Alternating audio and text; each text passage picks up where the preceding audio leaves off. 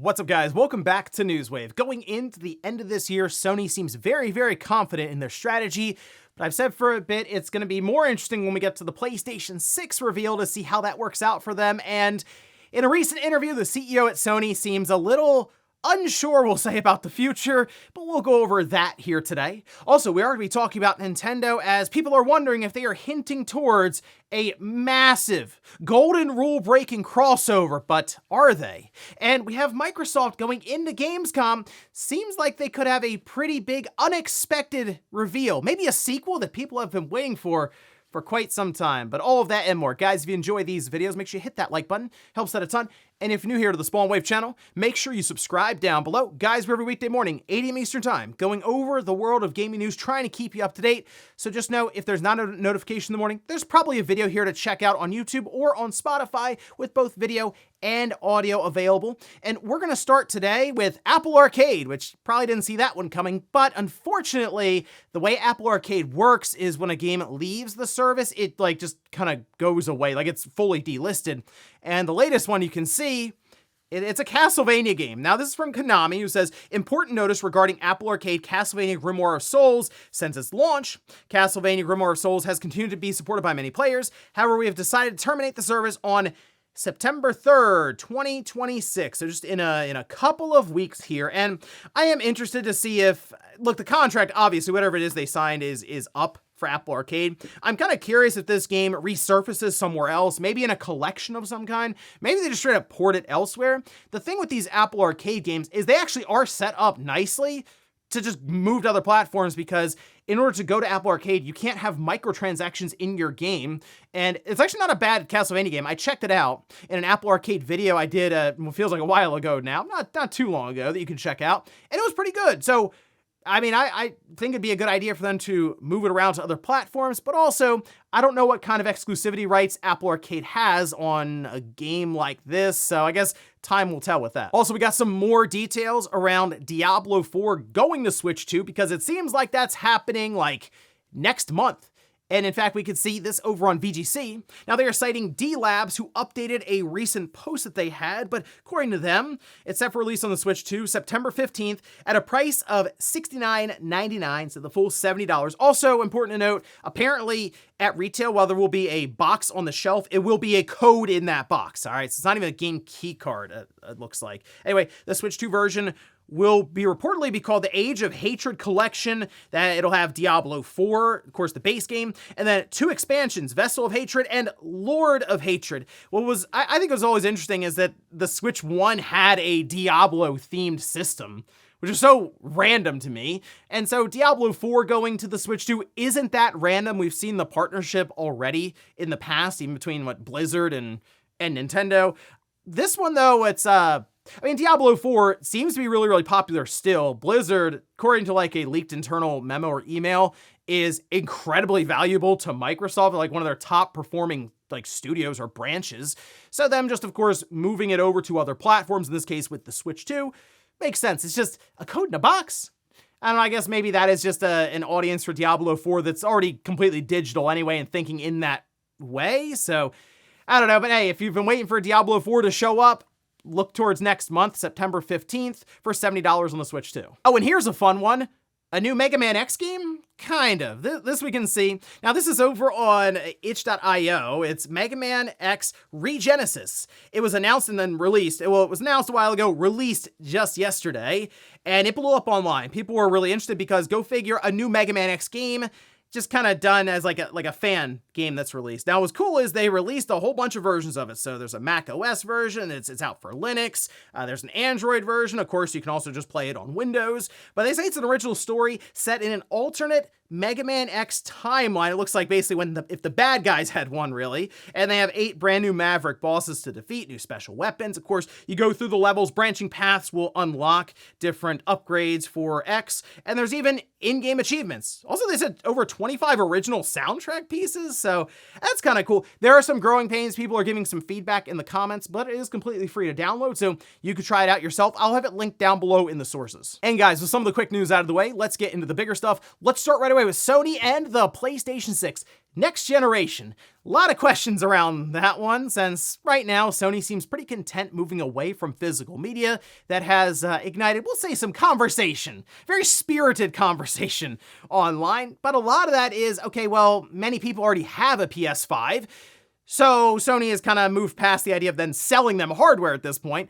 But eventually it comes back around to the PS6, and it seems like currently the market is not trending in a direction that is very favorable to creating a box that would need a substantial, we'll say, amount of RAM, a fairly decently sized solid-state drive to accommodate what are just ballooning file sizes for games. Well, Hiroki Totoki sat down with the Wall Street Journal. The entire thing's paywalled, but I'll still have it linked down below if you want to check it out. I did grab some quotes out of there that I wanted to go over because while he was talking about the overall company of Sony, I mean, obviously said, hey, you know what? Gaming is big for us. But so is entertainment outright. You know, they do a lot of anime, movies, stuff like that, music.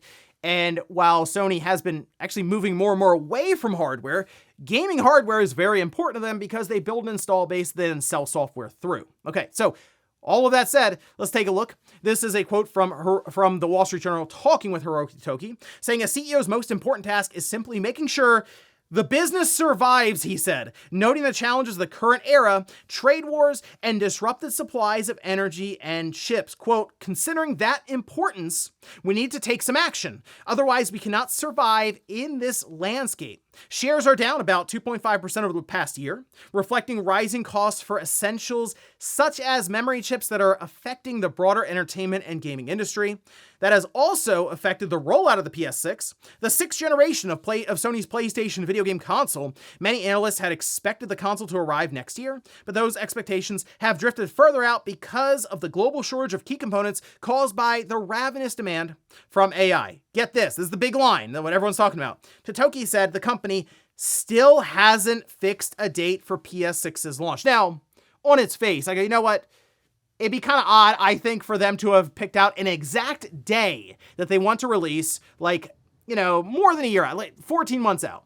I figured it would have released in November 2027. And they're probably thinking, you know, calendar Q4 2027. That's the plan. And then they kind of whittle it down over time based on manufacturing. And that's the big thing. They have to get the manufacturing before I think they can really iron out an exact day to release it. So that's not out of the ordinary. What's out of the ordinary is this statement and then everything else preceding that about how, wow, it's really not going to be easy to make an affordable box for next generation, especially since apparently they have aspirations of 30 gigabytes. Start like minimum 30 gigabytes of GDDR7. Even GDDR6 is very, very expensive right now, as we see with just video cards outright. They keep going up in price. We're to the point now where it's thousands of dollars for what, a 5080 from NVIDIA? That's not a new card anymore. So I look at something like a PS6 that I assume has to have at least a terabyte of pretty fast solid-state storage, and then also 30 gigabytes GDDR7. I don't see any way that that's under $1,000. I am starting to have a hard time seeing how that's under $1,200. So plans would have to change in terms of the hardware, but then also keep in mind everything that's happening right now with AI, and if people believe it's a bubble, and sure, if that pops 2 years from now, 3 years from now, but you've already designed the PS6 to have 16 gigabytes of RAM again, or even 24 gigabytes or something like that, where it's, you know, it's shy of the 30 they originally planned. You then have to live with that for the rest of the generation that, as we're seeing with the PS5, people being very content, might be 10 years. Now, analysts were originally thinking 2027 because that's the 7-year cycle. 2028, though, is looking very likely currently. 2029 is actually becoming a possibility. 2030 isn't being ruled out. So right now, I don't know how Sony presents the PS6, and I don't even know when they launch the thing at this point, just based on current prices. It's difficult. It really is, because it can't be, I don't think, can be their main box, their main system they release, if it's going to be that expensive. They have to try to get the prices down, and next year I think the PS5 Pro is going to touch $1,000. How does the PS6 launch when it has nearly twice as much, like, onboard RAM? Like, I don't know. So that's tough, but to me, I think Sony is probably going to at least end up in 2028. Could be the start of 2028, but I'm thinking more and more likely now it's going to be holiday 2028, where they'll just see how things go, because the whole memory crunch is actually going to get worse going into 2027. Yeah, it's going to be apparently a brutal year. So expect 4 GB video cards to continue popping up, 8 GB of RAM for laptops and phones dropping in terms of their specs while going up in price. So shout out to AI. It's the world's much brighter place now. Next up, let's talk about Nintendo and a golden rule that people think they might be breaking soon. And it has to do with Fortnite. I know. Immediately you're like, oh, here we go with the Fortnite stuff. But stay with me a minute here, okay? Because Fortnite is doing this massive video game collaboration, which we just talked about, that got a lot of excitement online, more so than usual when I see these Fortnite things announced for seasons. And I get it, because you are seeing a bunch of characters all at once doing these crossovers. And I'll admit, I saw Mega Man and said, okay, we might have something here just in terms of exposure for the brand with Mega Man. That's all I'm really looking for right now, because it does need to continue building. With Nintendo, they have not participated at all with Fortnite. Sony has, Microsoft has, just talked about Capcom, Sega, you name it, many companies have. Would Nintendo do it though, finally? Because here's the thing that set the internet off, okay? This is a message that was sent out over on social media by Nintendo of America saying, looks like Fortnite sent us something for August 20th. Wonder what it does. And it says, break the rules, change the game. Born to play. So, I mean, guys, when I say this got traction, think about a lot of things that Nintendo has put out there on Twitter or wherever on social media. In the last, I'll even say 2 months, this got more. I mean, it's at 4 million views, 35,000 likes. It's going crazy on here. And it hasn't been, even 24 hours since they put this out. And it's all about Fortnite. I know people go, I don't get it. I don't really like Fortnite that much. Or some people just actively hate Fortnite. And we can have all kinds of conversations about how Fortnite has actually kind of shaped and changed the landscape of gaming. I get it.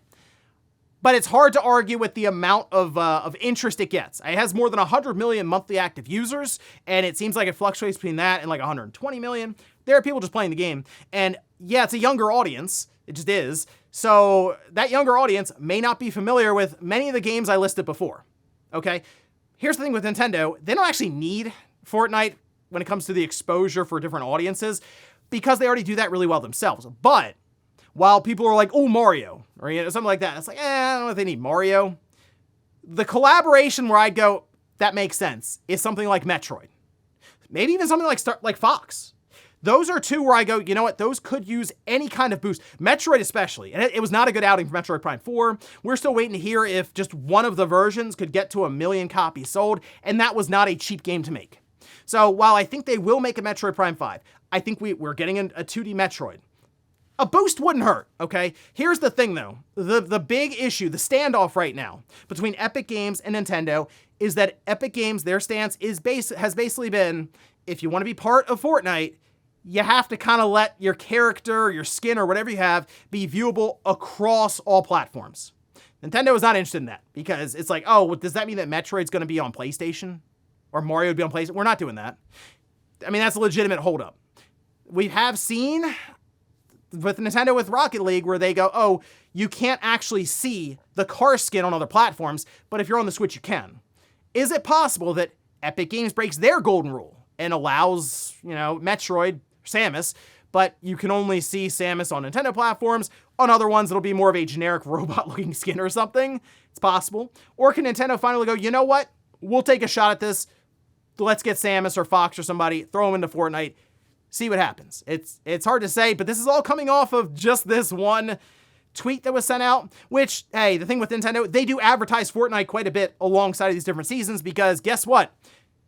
They make a lot of money from microtransactions in Fortnite and the battle passes, the whole thing. So they at least want to put something out there about it. And this one caught a lot of traction, just because of the speculation online of people thinking Mario could go in. Next up, let's talk about Microsoft at Gamescom, as it seems that they are lining up some kind of game reveal there that might get some interest. Now, this is something that was really brewing yesterday between Jez Corden and Nate. All right, so Nate was putting out all kinds of comments around how he was hearing that there was some sort of game prepping to be revealed at Gamescom that would surprised me, at least something that he's kind of intrigued by. And you can see some of the messages here that he shared.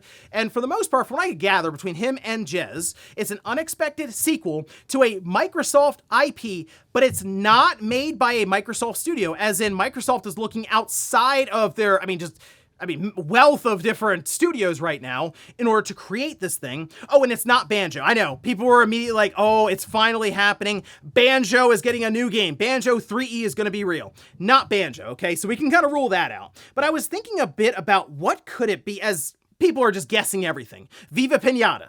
Lost Odyssey 2, a new Crackdown game. They're just going all over the place with this. And I thought, you know what? Okay, so it's a sequel in a series, and it's somewhat recent.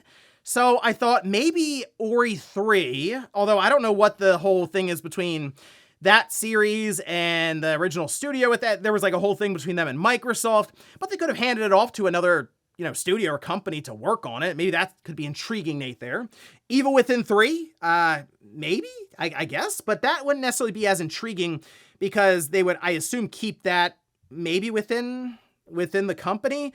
How about this one? A new Killer Instinct. That, I think, lines up nicely. They would look outside of the company for that, as they have done that multiple times now. What Iron Galaxy came back to do at least that update. But I'm almost wondering if they had planned out something for Killer Instinct, because this would have been from the leadership before Asha Sharma. They had talked a lot about Killer Instinct and how they would try to revive it if they could find somebody. Maybe they'd been setting this up, and Killer Instinct is getting ready for a big reveal at Gamescom. I think that'd get people really excited, especially if it was some kind of, I don't say weird, but as they say, unexpected studio working on it that they partnered with. So interesting stuff. Certainly something to keep in mind going into Gamescom here in about a week. And in our last bit of news, let's talk about Mortal Shell 2. Now, that game is coming out here in a couple of days. I think it's out in early release status if you have a certain edition for it. But reviews did go live, and also I got a chance to play the game for about an hour or so because they sent over a code to check it out, and I'll give some thoughts on very, very early impressions on the thoughts for it. But we can see, this is over on Metacritic, currently sitting at an 84 on PC. That does have currently the most reviews. There's 16 PS5 reviews and 37 PC reviews on this one. But for the most part, people are pretty positive on this game. Voxel gave it a 95, saying it's not only one of the best Souls-likes ever released, but it also has the potential to spark small revolutions within the genre. The shell mechanic, which allows you to experiment with distinct classes throughout the game, is not only fun, but also crucial for devising strategies during the campaign. We have Gamers Heroes giving it a 90, saying currently sitting in my top 5 releases of the year. Fans of gritty Souls-like action RPGs will absolutely love Mortal Shell 2. Screen Rant gave it a 90, saying Cold Symmetry's expansive Mortal Shell 2 is a true Souls-like gem, offering terrific build variety and a beautiful world that rewards exploration. I was hearing that a lot, by the way. People were saying, hey, if you do wander off and look around, you'll find some pretty good stuff. Okay, so on the opposite end of the spectrum, the Wander Report gave it a 60, saying it's an overly ambitious Souls-like with an excess of mechanics and features that collide with one another, lacking cohesion and not quite grasping what makes the punishing genre satisfying to conquer in the first place. All right, so some of my very early impressions on this game. The first area they start you in, kind of dark, brooding. It's sort of that gothic look to it. And it's kind of hard to get a grasp on the visuals for it, because after I get out of that initial area, it does brighten up and it starts to look pretty impressive with some of the landscapes they put in front of you. It is a Souls-like game somewhat. So they mentioned a bit of a change in the genre or small rebellion. I think that's because there is no stamina bar, which is crucial typically for Souls-like games to have stamina, because it does have a risk or reward, less armor, you can move faster, you eat up less stamina based on rolls or dodges. In this case, they just kind of get rid of all of that, and they have the shell mechanic, and that's starting to seem kind of interesting of what they've shown, to where you're going to go around collecting these shells, giving you different abilities or almost equipment sort of. And if you do die, your health bar goes all the way down, you get kicked out of your shell, which kind of looks like a suit of armor from Demon's Souls or something. And then you have to take out enough enemies to summon it again. So very, very intriguing twist on a Souls-like game. And that's what I like to see, because the Souls-like games do kind of blend together. This one is doing enough different, I feel like, to make it feel unique. So I'm going to stick with it. But again, I'm about an hour in, so I'll play some more and then I'll talk about it later on this weekend on the podcast. And before we go to the comments of the day, we'll take a look at the poll that I posted up yesterday, where I ask, when do you think the PS6 will release? Well, 58% are just saying 2028, and yeah, I'm starting to fall into that camp of that is most likely that they are moving it a year. I do kind of believe that their original plan was 2027. Get this though, that is the least voted. After 2028, 2029, and then 2030 or later are voted more. So wow, people are just completely out on 2027, whether that's just, hey, I'm not really interested in what PlayStation is doing right now after their announcement moving away from physical media, or they're content with the PS5, or hey, it's going to be expensive and I don't necessarily want to shell out $1,000 or $1,200 for a new game system that's probably going to have a few years to really prove itself on the market in the first place. So I get all of that. And we'll finish up the comment of the day as you're seeing here. This is from Podunk says, speaking of Kingdom Hearts, we have Hayden Panettiere, the voice of Kairi for Kingdom Hearts 1 and 2, passed away. I saw that. That was shocking because she's like 36. So I was like, man, that's kind of crazy. And here's the thing, and one of the reasons I was like careful to necessarily bring it up as a big topic, because there was a lot of speculation as to what happened, and there's going to be because she's so young, but I actually remember her quite a bit from like Heroes. I know you mentioned Kingdom Hearts, like voice acting, sure, with Kairi, but like I remember for Heroes, I think she's in Nashville as well, but Heroes was definitely a big one, right? Back in like 2006 for a few years there, that was like big time TV. A lot of people were talking about Heroes. But yeah, there's a lot of speculation. Then, you know, with social media, the rumors, rumor mill kicks up and there's misinformation getting thrown. I was like, okay, there could be some serious stuff happening here, so I don't necessarily want to dive into it completely. But yeah, very, very sad. It is a shame to see that. And ladies and gentlemen, that's going to do it here for Newswave. If you enjoyed this video, guys, hit that like button. If not, hit the dislike. Leave comments down below about everything we talked about here today. If you missed yesterday's Newswave, I'll leave it up here in a card. Or maybe you wanted to see how Sony, while they are trying to get to the PS6 generation in some way with an affordable system, how the pressure right now just continues to mount on them, even with regulators. I did a whole video looking to that, and I'll leave right below. Thanks guys for watching, and I'll see you next time.